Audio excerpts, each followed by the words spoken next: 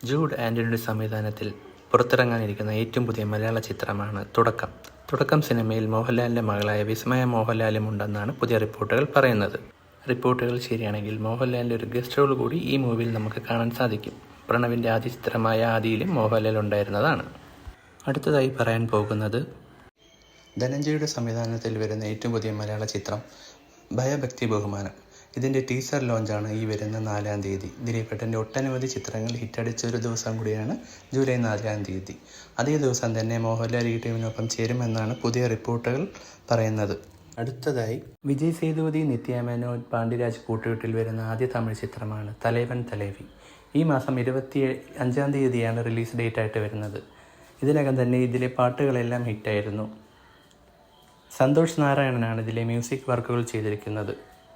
സത്യജ്യോതി ഫിലിംസിൻ്റെ ബാനറിലാണ് പടം ഒരുങ്ങുന്നത്. 2024 ഹനീഫ് അദാനിയുടെ സംവിധാനത്തിൽ പുറത്തിറങ്ങിയ ചിത്രമായിരുന്നു മാർക്കോ.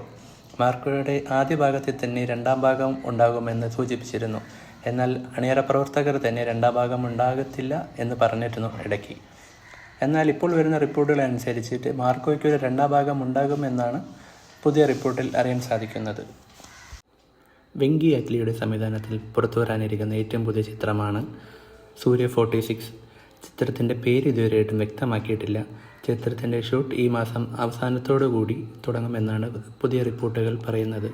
ബാലാജിയുടെ സംവിധാനത്തിൽ പുറത്തുവരാൻ പോകുന്ന ഏറ്റവും പുതിയ ചിത്രമാണ് കറുപ്പ്.